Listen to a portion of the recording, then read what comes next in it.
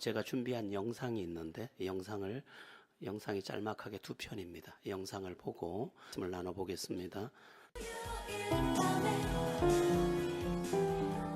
손담비의 미쳤어, 토요일 밤에, 빅뱅의 마지막 인사, 브라운 아이드 걸스의 어쩌다 등 대중에게 큰 사랑을 받았던 노래들을 만든 작곡가 용감한 형제.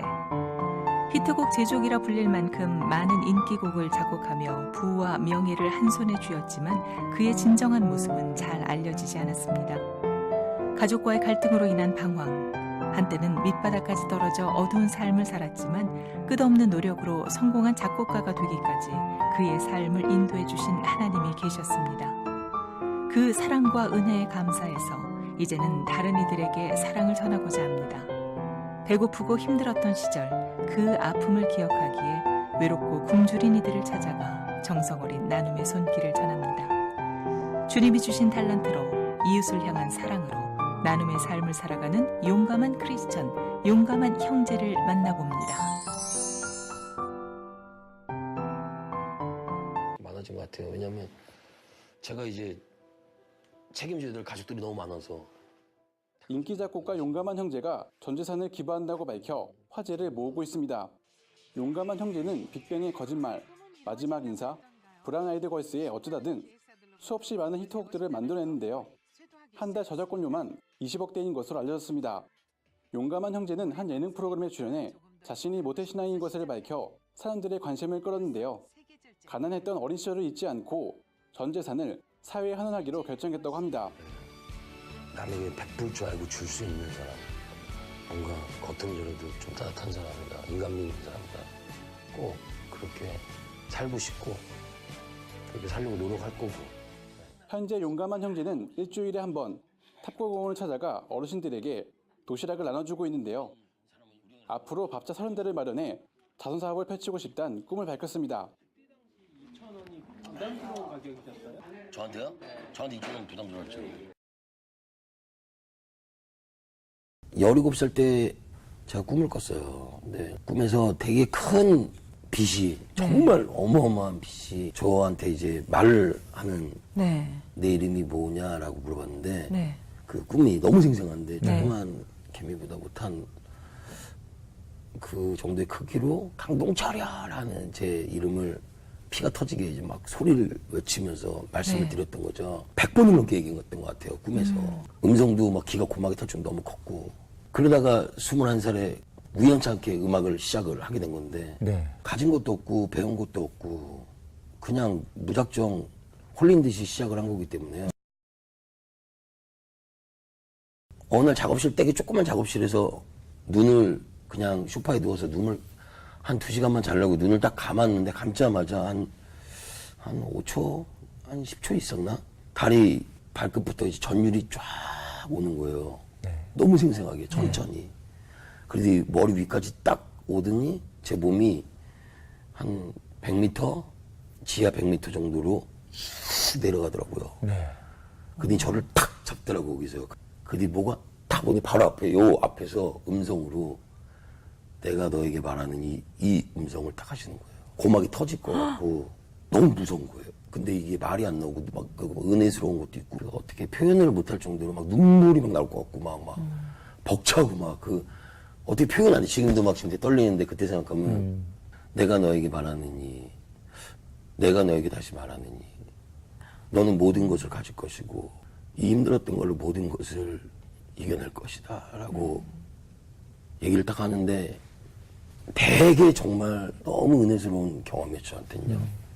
지금 만약에 이걸 보시는 시청자분들은 저 사람이 저 꿈을 꾼 건가라고 생각할 수 있는데, 저는 이거는 정확하게 말씀드리는데 꿈이 아니고 정말 바로 앞에서 하나님 음성을 들었기 때문에, 바로 딱 그러고 나서 싹 제가 다시 원래 소파에 있더라고요. 이렇게 주님이 얘기하셨으니까 한번 힘들더라도 열심히 가보자라는 생각으로 이제 움직였는데, 말도 안 되는 일들이 막 그 해에 일어나기 시작하는 거예요. 갑자기 제가 만든 노래가 막 1등을 하고 한두 달 있다가 막 3곡, 4곡 1등을 해서 방송국에서 1, 2부터 5위까지 막 이제 다투기도 하고 막 그런 복들이 막 오기 시작하는데, 그러니까 굉장히 신기해요. 이게 저는 그래서 인간이 할 수 있는 힘으로 하는 일은 아니라고 생각해요. 특히 저 같은 친구한테 이런 재능을 주신 거는 그 영감이라 그러잖아요. 영감. 막 이런 문구들이 그냥 저 머릿속에 확 와요. 그러면 그 자리에서 앉아서 이렇게 딱 잡으면 5분 만에 그 곡이 완성이 돼요.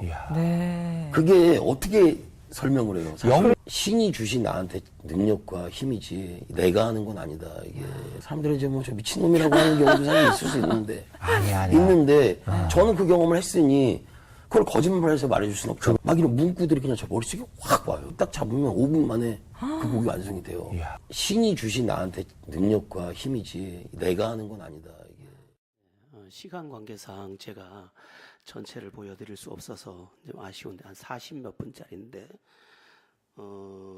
용감한 형제 강동철이라는 본명을 가지고 있는 형제인데 교도소도 다녀왔고 또 그 폭력 조직에도 있었고 신앙은 올해 모태신앙이에요. 모태신앙인데 은혜라는 걸 받지 못했죠. 주님을 못 만난 거죠. 주님을 못 만난 채로 이제 교회만 다니는데 자기 집은 너무 가난하죠. 그래서 다른 집 친구들은 통닭을 먹었다 뭘 하는데 자기는 통닭도 한번 먹을 수가 없었어요. 그러니까 자기한테는 힘이 있으니까 덩치를 보면 알겠지만 싸우고 또 돈도 빼앗고 그렇게 살다가 하나님의 음성을 2번 듣습니다. 2번 듣게 되는데 그 결정적 계기를 통해서 저 사람은 악보를 읽을 줄 몰라요.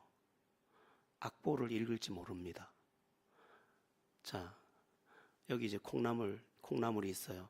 점 하나 있고 동그란 콩나물이 있고 딱 하나 되면 이게 한 박자죠. 한 박자죠. 8분의 6박자에서는 이게 몇 박자가 됩니까? 2박자가 됩니다.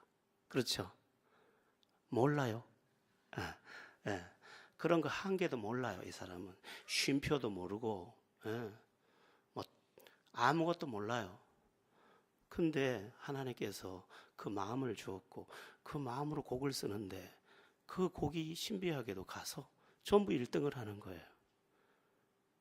그래서 YG 엔터테인먼트에서 귀인 대접을 받다가 이렇게 할 게 아니네. 내가 하면 되겠네. 그리고 나와서 용감한 형제 그 회사를 차려서 지금도 굴지에 그런 회사로 운영하고 있고 자기 목표가 밥차 30대를 만들어서 배고픈 사람 먹이는 게 평생의 목표인데 그렇게 하려면 한 1,000억 정도가 필요하대요. 그거 하려고 저렇게 하고 있어요. 자, 물론 저 형제는 앞으로 많은 시험을 이겨야 됩니다. 한 번에 다 끝나는 건 아니에요. 그러나 저 형제는 어느 지점에서 주님을 만났고 그 만남 안에서 바른 깨달음을 가졌습니다. 그 만남과 깨달음은 저의 인생의 이제 기적이 된 것이죠. 여러분, 우리의 믿음에서 주님을 만나는 것과 주님이 주시는 바른 깨달음을 가지는 것은 매우 중요합니다. 사람들이 왜 안 변하느냐?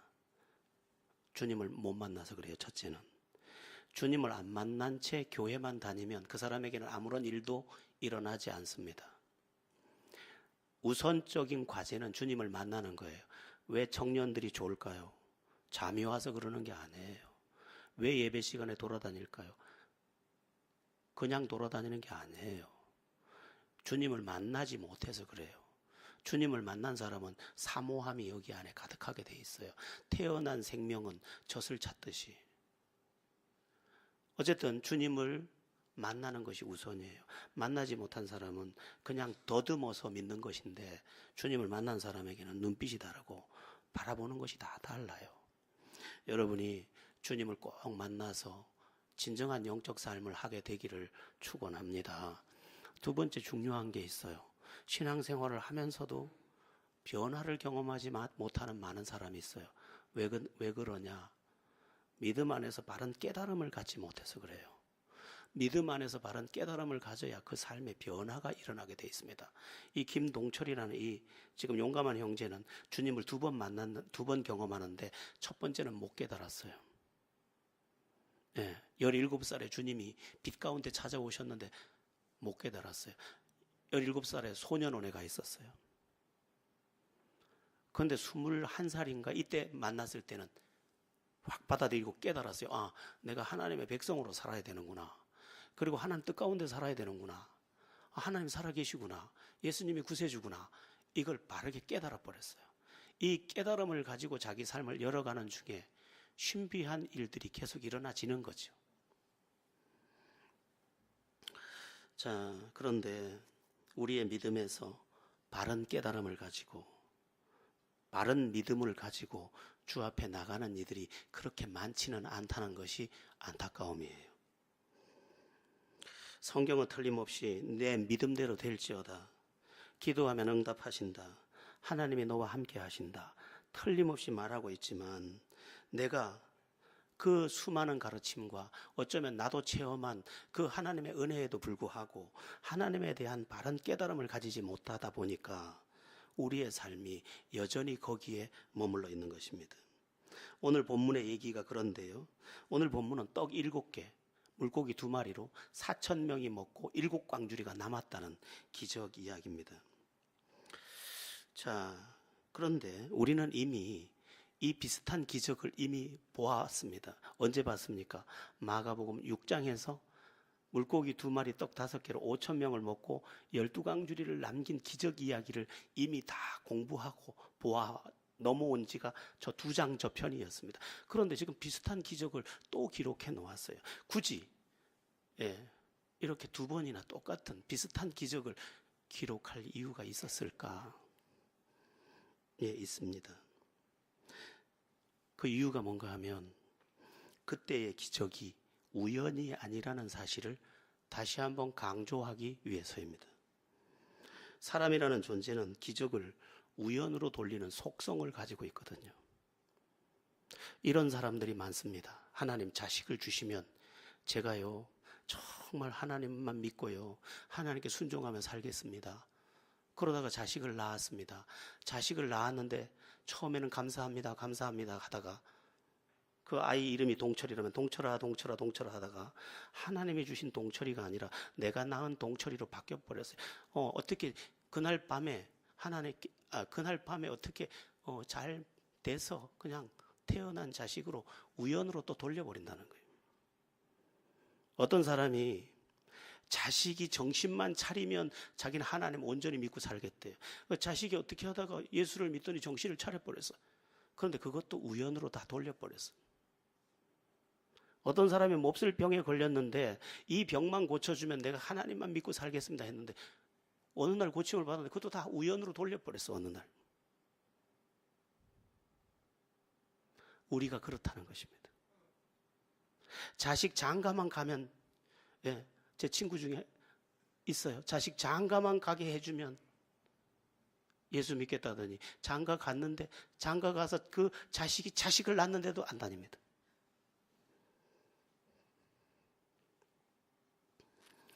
이런 일은 한두 번이 아닙니다. 돈 문제만 해결해 주시면, 건강 문제만 해결해 주시면, 남편만 변화시켜 주시면 나는 하나님 안에서 살겠습니다.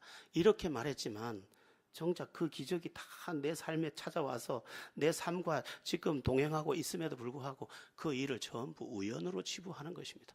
그럴 때가 돼서 그랬겠지 뭐. 자식이 공부를 못했는데도 그 기도하던 그 대학에 들어가서 그런 사람이 됐는데도 불구하고 우리는 다 우연으로 걔가 갑자기 머리가 좋아진 건가 보다, 재수가 좋았는가 보다, 하나님을 다 빼고 재수, 운, 그날 시험 문제가 쉬운 게 나와서 이렇게 다 치부해 버렸다는 것입니다. 그래서 하나님이 한편 우리에게 응답을 더디 주시는지 몰라요. 아브라함에게 70세의 아들을 줄 수도 있었지만 100세에 주신 이유가 네 힘으로 난 게 아니라는 것을 가르치시려고 100세에 주고 나서야 하나님이 주신 아들이 맞습니다. 이렇게 답답한 게 우리라는 거예요. 하나님은 그렇게 하지 못하도록 지금 뭘 하고 계십니까? 다시 반복해서 비슷한 기적을, 그때는 5,000명이 먹고 12광주리, 지금은 4,000명이 먹고 7광주리가 남는 기적으로, 그때 그 기적은 니들이 그 광야에서 그 빈들에서 그 떡 먹었잖아. 그거 너들 주머니에서 나온 거 아니야. 주님께서 하나님께 기도해서 너에게 나눠준 거잖아. 그 기적의 떡이잖아. 그런데 다 잊어버렸어. 그때 우연히 먹은 것 같아. 어쩌다 보니 먹은 것 같다 이 말이에요. 인간은 그렇게 망각을 잘한다는 거예요.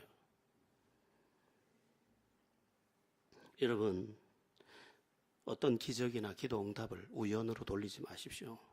그러면 끝도 없이 우연으로 돌리느라고 하나님을 정작 제대로 의지 못하는 우리가 되고 마는 것입니다. 우리는 이렇게 말해야 돼요. 나의 나 된 것은 하나님의 은혜로 된 것입니다. 하나님이 그때 나를 안 건지셨으면 나는 여기에 없습니다. 하나님이 그때 은혜를 주시지 않았으면 나의 지금 이 집도 없습니다. 하나님이 그때 나를 지키지 않았으면 우리 가정도 없습니다. 하나님이 그때 은혜 주시지 않았으면 내 자식도 없습니다. 오늘 우리가 한 번의 은혜를 받고도 하나님 앞에 맞습니다. 하나님이 주셨습니다. 이렇게 분명하게 하나님을 붙잡고 하나님 안에서 살 줄 알아야지 망각하고 또 우연으로 돌리고 또 우연으로 돌리면서 오늘도 믿음 없는 삶을 살아가서는 안 된다는 것입니다. 될 수 없는 일이 되어졌잖아요.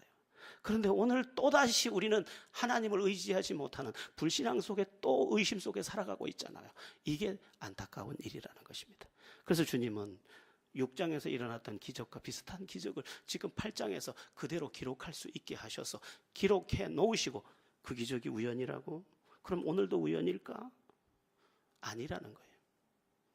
여러분, 우연한 게 아니에요. 하나님이 그때 하신 거예요. 잊지 마시고 그때 하셨던 주님을 온전히 의지를 할 줄 아는 여러분들 되기를 축원합니다. 물고기 2마리와 떡 7개로 4,000명이 먹고 7강주리가 남았다는 이 기적의 또 한 번의 기록에 또 다른 메시지가 있는데 그게 뭐냐 하면 또 한 번의 기적이 우리에게 또다시 필요하다는 것입니다. 어제 배불리 먹었다고 오늘 안 먹어도 되는 게 아니라는 거예요. 예전에 받은 은혜로 오늘을 살 수 없다는 거예요. 그러니까 그 전에 기적을 경험했더라도 오늘 다시 그 기적으로 하나님이 주시는 양식을 먹어야 되는 것이 우리의 입장이라는 것입니다. 여러분, 과거에 받은 은혜를 망각하지 말아야 하되 오늘 또다시 주의 은혜를 구하는 우리가 되어야 할 줄로 믿습니다. 이전에 기적이 되어주신 주님은 오늘도 우리의 기적이 되실 수 있습니다. 예전에 우리를 기가 막힌 웅덩이에서 건지신 하나님께서 오늘도 우리를 기가 막힌 웅덩이에서 건져내 주실 수 있습니다. 예전에 그 캄캄한 인생의 빛이 되시던 주님은 오늘도 우리의 캄캄한 곳에 찬란한 빛이 되어 주실 수 있습니다.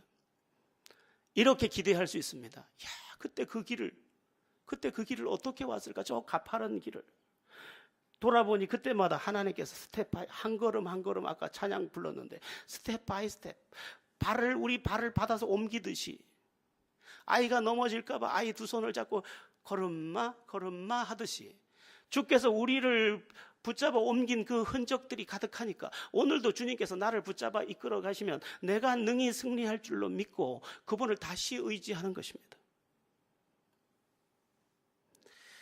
그러니까 우리의 신앙은 망각하지 아니하되 오늘 또 필요한 은혜를 그때 주셨던 은혜를 의지하며 다시 부르짖어 그 깊은 구덩이에서 다시 나올 줄 아는 우리가 되어야 한다는 것입니다. 그때 불가능했던 일을 가능하게 하셨던 그 주님은 오늘 불가능을 가능케 하실 수 있는 주님이심을 믿고 그 앞이 절벽 같더라도 주님은 하실 수 있으니까 주님을 의지해내는 우리가 되어야 한다 이 말인 것이죠. 어떻게 보면요, 힘든 일일수록 더 좋습니다.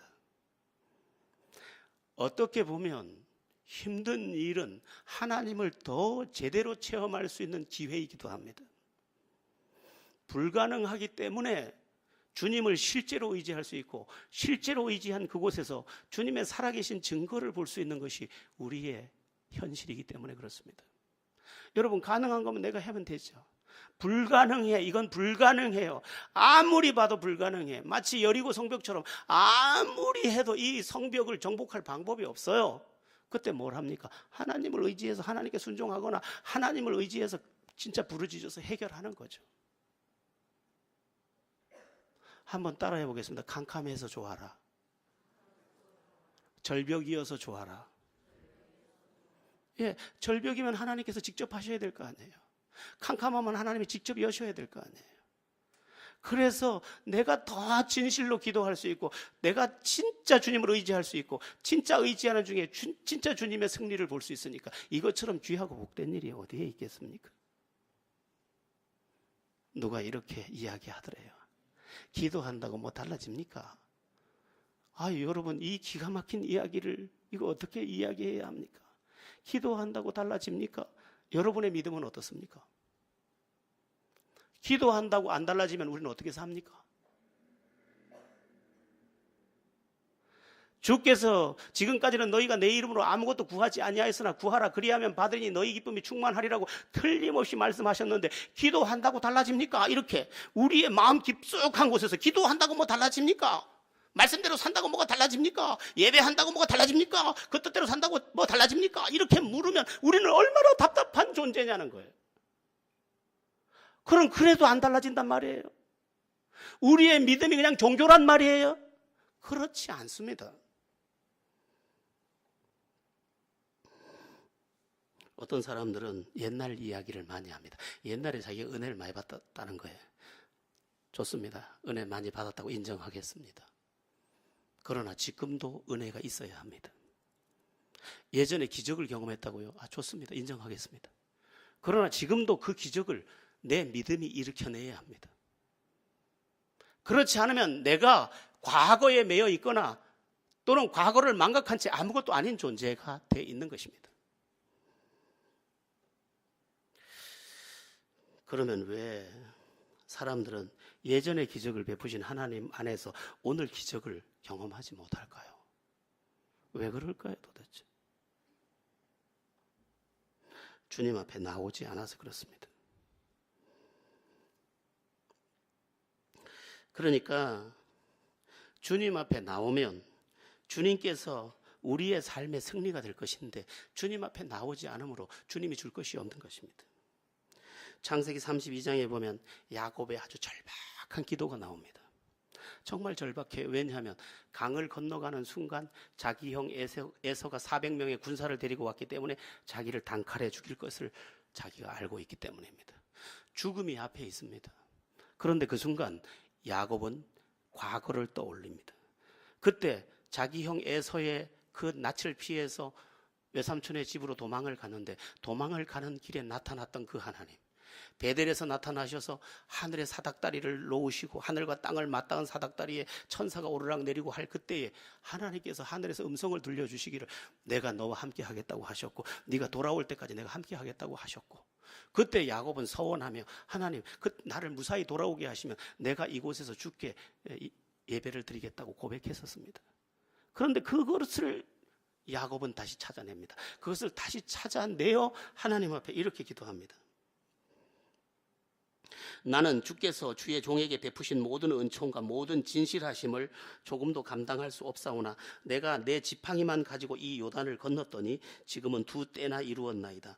내가 주께 간구하오니 내 형의 손에서 에서의 손에서 나를 건져 내시옵소서.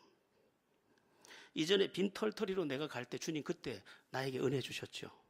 지금도 그 은혜 주세요. 그때 내가 베개조차 없어서 돌베고 잘 때 그때 나를 만나 주셨죠. 지금 다시 만나 주세요. 야곱이 그렇게 기도했더니 하나님께서 직접 만나 주시고 야곱을 일으켜 주십니다. 과거에 받은 은혜를 지금의 은혜로 다시 일으켜 세우는 이 야곱의 모습입니다. 은혜를 한 번도 받은 적이 없다. 그 사람은 이 이야기를 이해할 수는 없겠죠. 그러나 여러분, 은혜를 안다면 다시 은혜의 보좌 앞으로 나와야 한다는 것입니다. 여러분, 주님 앞에서 다시 엎드릴 줄 아는 사람, 그는 영적 강자입니다. 제가 이렇게 볼 때 불가능해 보이는 모든 것들, 그것은 참 하나님을 바라보게 합니다. 내가 할 수 없어. 저 바위를 내가 어떻게 들겠어요? 저 산을 내가 옮기겠어요? 어떻게 옮기겠어요? 그러니까 하나님이 옮기셔야만 옮겨지기 때문에 하나님을 바라보며 내 영혼이 미소 짓는 것이죠. 하나님 해주세요. 하나님 살아계심 좀 보여주세요. 여러분의 신앙이 이제도 살아있는, 그리고 과거를 망각하고 또다시 불신앙에 빠져 있지 않는 그런 살아있는 신앙인 되기를 축원합니다. 이제 기적의 내용으로 좀 들어가 보겠습니다. 첫 번째로 생각할 것은 기적의 장소인데, 기적의 장소가 어디입니까? 4절을 보시면 광야입니다. 4절에 보면 제자들이 이 광야 어디에서 떡을 얻어 이 사람들을 배부르게 할 수 있으리까? 남자만 4,000명인데 아이들 어른 다 해서 뭐 한 2만 명가량 되겠죠. 이 많은 사람들이 3일 동안 밥을 안 먹고 말씀만 들었는데 이 광야에서 저들을 어떻게 먹여야 됩니까? 이렇게 제자들이 물은 것입니다. 자, 중요한 게 뭐냐면 광야라는 거예요. 광야. 기적이 아니고는 그 어떤 방법으로도 양식의 문제를 해결할 수 없는 터, 거기가 광야입니다. 여러분, 하나님이 기적을 베푸는 현장, 그 때가 언제냐? 인간이 해결할 수 없는 문제 앞에 서의 그때입니다. 하나님은 언제 기적을 베푸시느냐? 내가 일해서 먹을 수 있을 때는 기적을 베풀지 않습니다. 내가 해결할 수 있는 일에 대해서는 하나님이 기적을 베풀지 않습니다. 왜냐하면 내가 해결하면 되기 때문에. 그러나 인간이 해결하고 할 수 없을 때는 하나님의 손이 움직입니다. 하나님의 손은 무슨 손입니까? 세상을 창조한 손입니다. 모든 것을 새롭게 하실 수 있는 손입니다. 그 손이 그때 움직이는 것입니다. 그러나 하나님께서 항상 기적을 베푸시는 것은 아닙니다. 일반 법칙을 많이 적용합니다. 일반 법칙이 뭡니까? 심은 것을 먹는 거예요. 심은 것을 거두는 거예요. 이게 일반 법칙입니다. 그래서 우리는 성실한 삶, 진실한 삶, 겸손한 삶, 이런 삶을 살 수 있어야 합니다. 인생의 진정한 강자가 바로 그런 사람이에요. 머리가 좋은 사람이 잘 살 것 같죠? 천만의 말씀입니다. 물론 머리 좋은 몇몇은 세계를 먹여 살리기도 합니다. 그러나 특수한 경우고, 진짜 강한 사람이 누구냐? 성실한 사람, 진실한 사람, 묵묵한 사람, 인내의 사람, 겸손의 사람, 그가 승자입니다. 그가. 우리나라 사람들은 노동을 비천한 것으로 여기는 잘못된 이해를 갖고 있습니다. 일하면 그게 천해 보인다. 그렇지 않습니다.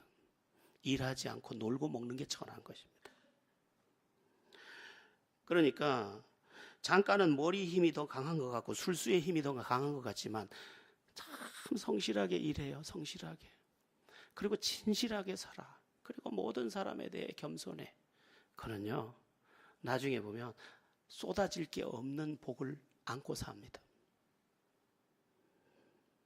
이거 우리 다 초등학교 때 배운 거예요. 초등학교 때 교훈, 성실, 진실 다 이랬잖아요. 네? 근데 우린 그거를 무시했다니까요. 우리 제 초등학교, 국민학교 때 교훈을 아직도 기억합니다. 그 교훈이 너무 마음에 들었어요. 교훈이 뭐냐 하면 일반 학교의 교훈하고 달랐습니다. 나는 귀하다. 바르게 배우고 바르게 행하자. 그게 우리 교훈이었어요. 네. 이렇게 세월이 많이 지난 뒤에도 보니까 참 교훈을 누가 만들었는지 참 잘 만들어서 붙여줬구나, 이런 생각도 듭니다만은 잊지 마세요. 성실이 더 강합니다. 진실이 더 강합니다. 겸손이 더 강합니다. 꾀는 그때는 통하고 나중엔 쏟습니다. 여러분들의 삶에 일반 법칙, 성실과 진실과 겸손, 그리고 함께 할 줄 아는 너그러움으로 풍성한 삶이 이룩되기를 축원합니다. 그러나 기적이 필요하면 주님은 기적도 주십니다. 이 부분에 대한 우리의 믿음이 필요합니다. 그러니까 하나님이 이 일은 직접 개입해야겠다고 생각하실 때는 직접 그 일을 개입하십니다. 불가능한 것을 가능하게 바꿔버립니다.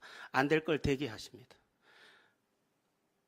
아랍 나라가 히스기야와 유다 왕국을 포위했지만 그 왕국의 힘으로 그걸 막을 길이 없자 히스기야가 기도할 때 그 포위망을 다 전멸시켜 버립니다. 그래서 저는 사면 초가를 좋아합니다. 앞에도 길이 없고 뒤에도 길이 없고 옆에도 길이 없을 때 난 도리어 짜릿함을 느낍니다. 왜냐하면 그 시간이 하나님이 일할 절호의 기회이기 때문입니다. 적당히 길이 있는 것은 별로 좋지 않습니다. 적당히 길이 있으면 적당한 길로 우리가 타협할 것이기 때문에. 그러나 사면초가 앞뒤가 다 막히고 사방이 다 막혔을 때 그때는 뚫린 게 윗밖에 없어요. 그래서 그때 안드로포스, 쳐다본다. 쳐다볼 때 하늘이 열리면서 모든 삶의 문이 불가능해 보였던 것이 한편이 열리는 게 아니라 사방이 다 열려버린다.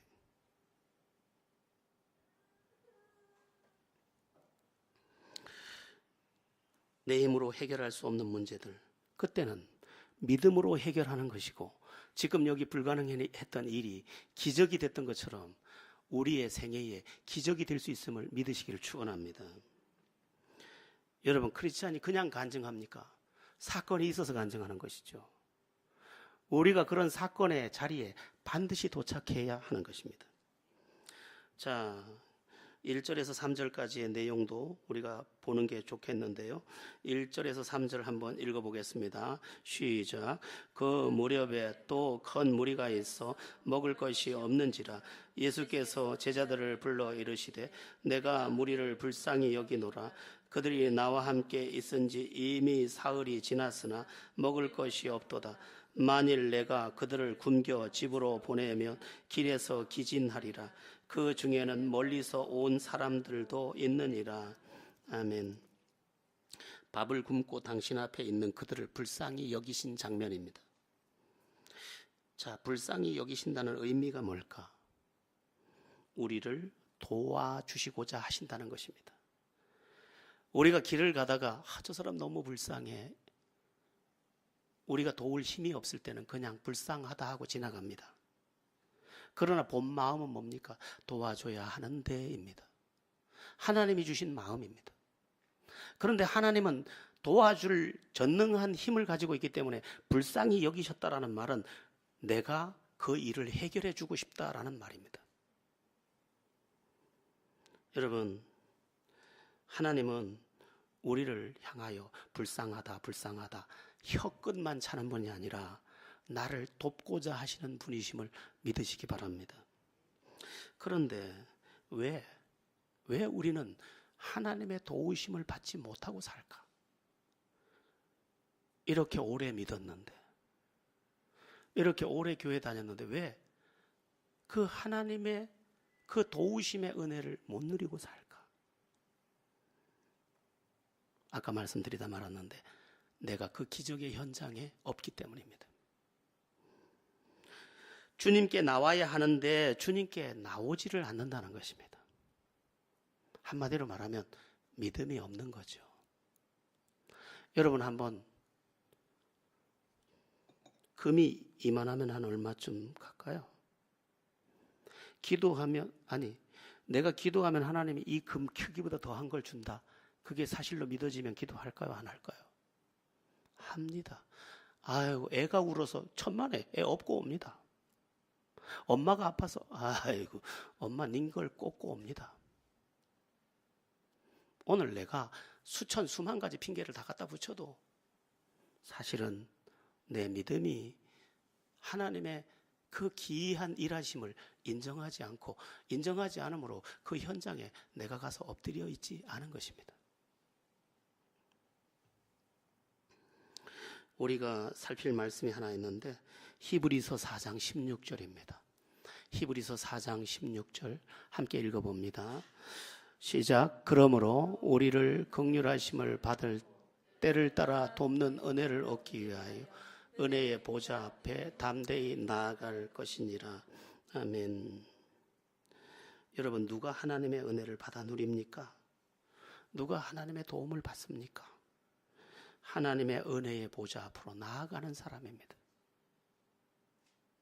저는 지금 이 시간 누군가의 가슴에 그래, 나는 주님 앞에 나가서 주님이 주시는 금덩이보다 더 큰 문제 해결의 은혜를 받겠다, 그렇게 다짐하는 사람이 있기를 축원합니다. 이것 하나만 받아가셔도, 예. 그 사람 진짜 부족함이 없대. 왜 그 사람 부족함이 없어? 남편 잘 만나가지고 남편한테 달라면 남편이 다 준대. 근데 우리는 그런 남편을 못 만났잖아요.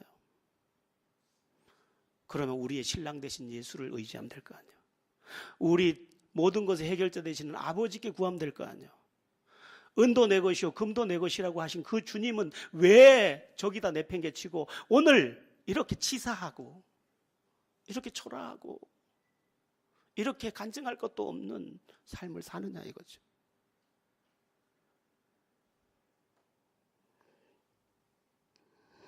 성경에 보면 주님 앞에 나왔던 사람들이 주의 긍휼을 옷 입고 돌아간 것을 볼 수 있습니다. 문제 해결을 다 받아서 돌아갔는데 그 성경의 이야기들은 2000년 전의 이야기를 지금 우리에게 들려주려는 게 아닙니다.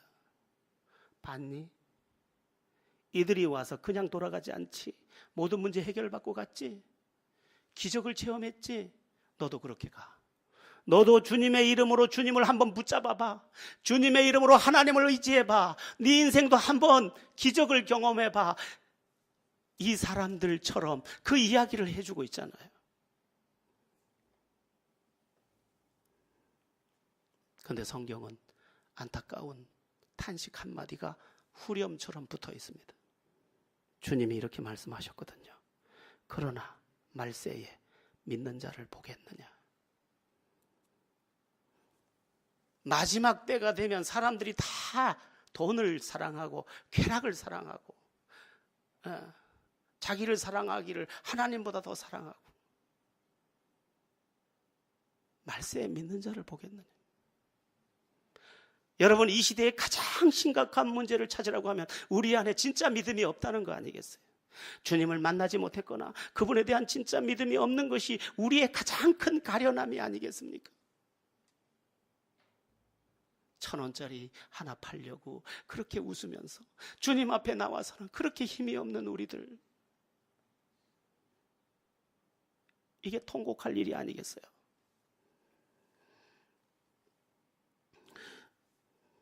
그러면 주님께 나오는 방법이 뭘까? 주님 앞에 나오는 방법 딱 하나 있습니다. 그게 뭐냐 하면 형편을 뛰어넘는 것입니다. 형편을. 우리의 형편은 기도할 시간이 없어요. 우리의 형편은 주 앞에 나올 처지가 아니에요. 우리 각자 다 사연이 많아요. 그러나 주님은 말씀하셨어요. 모든 무거운 것과 얽매이기 쉬운 것을 다 벗어버리고 나를 따라오라고.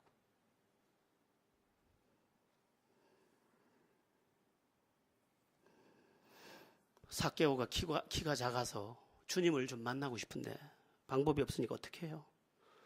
지난번 번역에서는 뽕나무, 이번 번역에서는 돌감람나무예요. 그 나이 먹은 세리장이 엉금엉금 나무에 올라가서 주님을 바라봅니다. 주님이 환경을 뛰어넘어 당신을 바라보는 것을 알고 계셨어요. 그래서 말해요. 한 번도 삭개오가 자기 이름을 말한 적이 없는데, 삭개오야 내려오라. 내가 오늘 네 집에 유하여야겠다. 여러분, 진짜로 찾아온 사람을 주님 알아보십니다. 그리고 너에게 내가 가겠다고 하십니다. 그리고 그에게 필요한 은혜도 주십니다. 그런데 우리는 너무 환경에 묶여있고 상황에 묶여있고 형편에 묶여있고 처지에 묶여있고 게으름에 묶여있고 결국은 하나님의 은혜의 보좌를 우리의 삶의 축제의 자리로 가져오지 못하는 것입니다. 여러분, 예전에 저에게 한 분이 이렇게 말했습니다.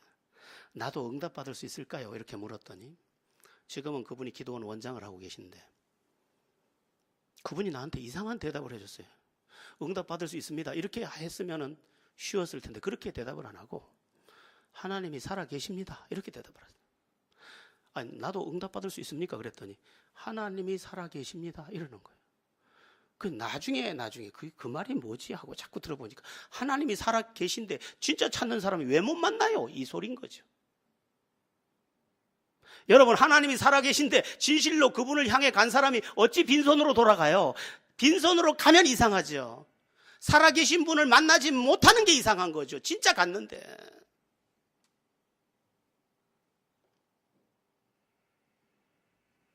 오늘 우리의 문제는요, 모든 핑계를 1000가지 만가지로 갖다 붙이지만 사실은 믿음이 없는 단 하나의 문제인 거죠.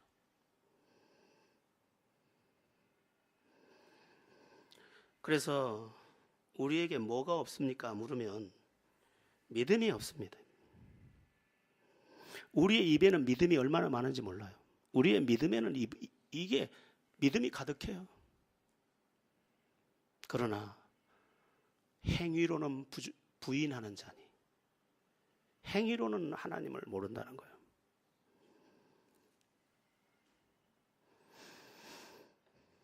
그래서 믿음이 부족하다 보니까 여러 부분에 우리 몸의 결핍이 비타민이 모자라거나 우리 5가지 요소들 단백질이나 탄수화물 이런 게 부족하면 안 되는 것처럼 우리에게 부족하면 안 되는 것들이 전부 빨간 신호등이 다 들어와 있어요. 하나님 살아계신 것에 대한 믿음이 부족해. 기도 응답에 대한 믿음이 부족해. 나를 인도하신다는 것에 대한 믿음이 부족해. 하나님이 나를 사랑한다는 믿음도 없어. 하나님 나를 영원히 책임진다는 믿음도 없어. 다 결핍이야, 다 결핍.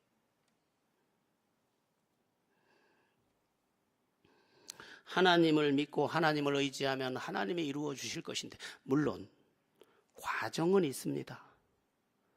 꼭 안 되는 것 같은 과정을 지납니다.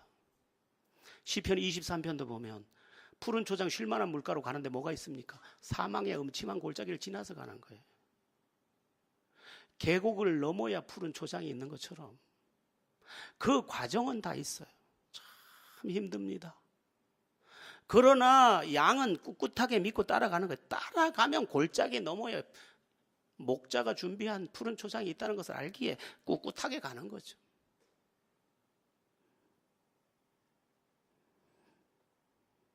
과정도 믿음으로 감당하면 아무것도 안 해요. 그리고 그 과정도 나쁜 게 아니에요. 나중에 보면 그 힘든 과정이 나를 많이 변화시킨 것을 또 보게 됩니다. 자, 하나님을 의지하고 하나님을 기뻐하면 어떤 일이 이루어지느냐? 우리 시편 37편 4절을 함께 보겠습니다. 4절부터 6절입니다. 같이 읽습니다. 또 여호와를 기뻐하라. 그가 내 마음의 소원을 내게 이루어 주시리로다. 내 길을 여호와께 맡기라. 그를 의지하면 그가 이루시고 내 의를 빛같이 나타내시며 내 공의를 정오의 빛같이 하시리로다. 아멘. 하나님을 의지하면 하나님이 이루어 주시고 그냥 이루시는 것이 아니라 나를 정오의 빛같이 눈부신 인생이 되게 해주실 수 있다는 것입니다. 그 믿음이 진짜면 그 믿음으로 놀라운 일을 경험할 수 있다는 것입니다. 여러분, 다른 건 다 제쳐두세요. 다른 건 다 꺾어내세요. 내가 믿음으로 주를 붙잡으면 주님은 나를 책임진다. 단순하면 돼요. 나이아가라 폭포에 외주를 매놓고 어떤 사람이 그 외주를 건너가는 거예요. 사람들이 막 박수를 쳤어요. 그러니까 이 사람이 빙긋이 웃더니 이렇게 말하는 거예요. 혹시 여러분 중에 내 등에 엎혀서 저길 건너가고 싶은 분 계시면 손을 들어 주시죠. 제가 그렇게 할 수 있다고 믿습니까? 그러니까 예, 믿습니다. 그럼 나오시겠습니까? 아무도 안 나와요. 그때 한 아이가 싱글싱글 웃으면서 제가 갈게요. 이렇게 딱 했어요. 얘는 나이아가라 폭포 구경 다 하면서 건너갔다 왔어요. 사람들이 물었어요. 안 무서웠어? 안 무서웠어요. 어떻게 안 무서웠지? 이분이 제 아빠거든요. 난 우리 아빠를 알아요. 우리 아빠는요, 눈을 감고도 건너갔다 오실 수 있어요. 이 아이의 고백을 배우십시오. 우리 전능하신 하나님은요, 물론 외줄로 끌고 가니까 아슬아슬하죠. 바닥을 보면 새카맣죠. 그러나 능히 할 수 있는 그 길로만 우리를 책임지고 이끌어갈 것입니다. 맡겨도 됩니다. 여러분, 사람들이 여러 가지 어려움을 겪고 있습니다. 근데 위로를 하러 가면 위로할 방법이 없어요. 예전에는 위로하기가 참 쉬웠어요. 하나님이 지켜주실 거예요. 기도하면 돼요. 아멘. 안 믿어요. 너무 힘들어요. 위로할 말이 없어요. 예전에는 한마디만 하면 됐던 것을 이제 수천 마디를 해도 믿음으로 받지 않아요. 그 눈빛 속에 이런 질문이 있어요. 진짜 기도하면 될까요? 이렇게 보는 거죠. 여러분, 한번 물어볼게요. 진짜 기도하면 될까요? 됩니다. 어떻게 되냐고요?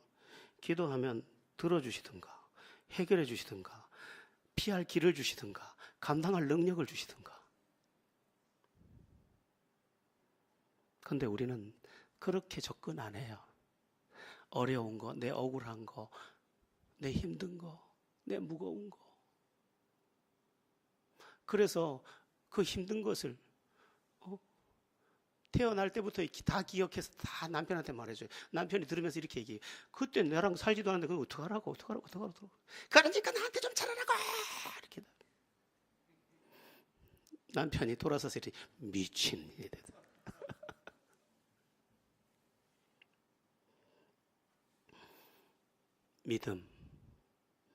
믿음으로 주님을 의지할 줄 알면 주께서 책임져 주실 줄로 믿습니다. 먹고 남은 7 광주리도 기억합시다.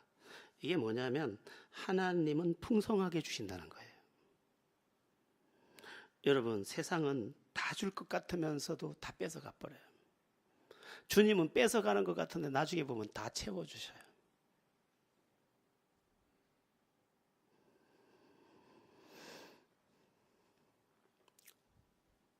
농부가 밭을 일궈서 씨를 뿌리면요, 특별히 좋아하는 밭이 있습니다. 소출이 많이 나는 밭이에요. 여러분, 씨앗이 같다고 해서 열매가 같은 게 아니거든요. 여러분에게 말씀드립니다. 우리가 의지하는 것 가운데 주님의 은혜의 밭은 항상 풍년인 줄 믿으시기 바랍니다. 다른 밭은 소출이 변덕스러워. 그러나 하나님의 은혜의 밭은 항상 풍년이에요. 그래서 우리가 부르는 찬양, 내 잔이 넘치나이다,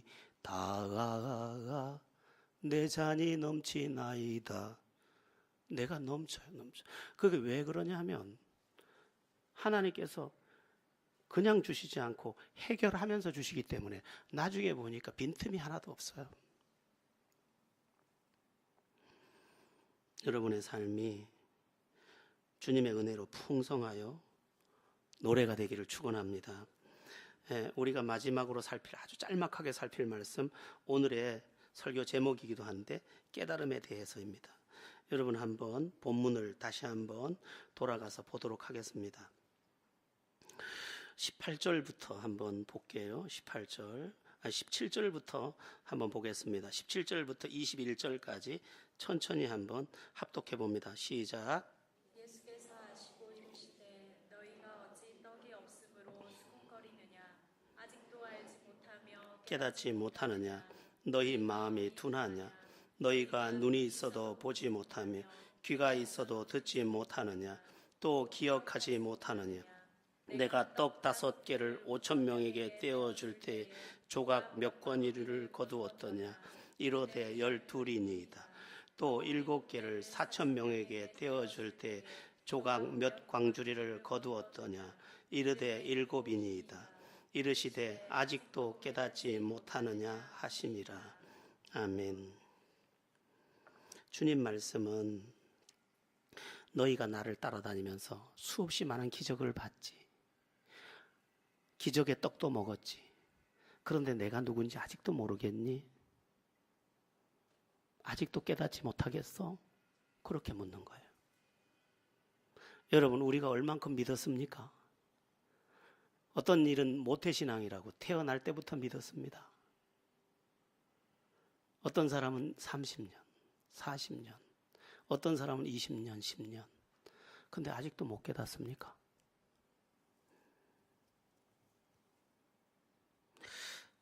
응답을 받지 않았던 것도 아니에요. 체험이 없었던 것도 아니에요. 성령이 내 안에 임하지 않았던 것도 아니에요. 말씀을 듣지 않았던 것도 아니에요. 수많은 세월 동안 걸음마다 자국마다 다 주님의 은혜였어요. 그런데 아직도 못 깨닫느냐 이 말이에요. 저분을 의지하면 된다는 걸 아직도 못 깨닫느냐. 저분만 따라가면 책임진다는 걸 왜 못 깨닫느냐. 저분이 책임져 주신 것이 네 삶에 그렇게 증거로 가득한데 그래도 못 깨닫겠느냐 이 말인 거죠. 반대로 말씀드려 보겠습니다. 세상을 의지하다 그렇게 낭패를 당했는데 한두 번도 아니고 낭패. 네 별명이 낭패다, 낭패. 수천 번 망하고도 또 못 깨닫겠니? 그 시시한 머리 쓰느라고 얼마나 망했는데 지금도 머리 쓸래? 아직도 못 깨닫겠니? 이 말이에요. 네 미워하다가 네 얼마나 불행했니? 근데 지금도 미워해? 아직도 못 깨닫겠니? 원망하다 네 인생 얼마나 옥죄였니? 그런데 그러면 안 된다는 거 아직도 못 깨닫겠니? 하나님 안에 답이 있다는 것 그렇게 많이 경험했으면서 아직도 못 깨닫겠니? 그 말이죠. 여러분, 이제는 깨달아야 합니다. 예수님이 구세주인 것, 하나님이 살아계신 것, 기도에 응답하시는 하나님, 나를 인도하시고 책임지시는 하나님, 죽어도 다시 살 것을 허락하신 하나님, 내가 죽어 숨이 넘어가는 그 순간 도리어 나를 안고 영원한 보좌로 옮겨가실 하나님,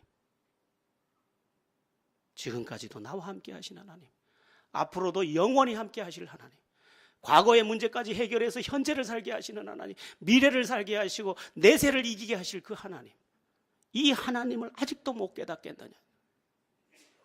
여러분, 우리가 진짜 알아서 깨달음 중에 믿는다면 우리의 삶은 오늘부터 승리가 될 줄로 믿습니다.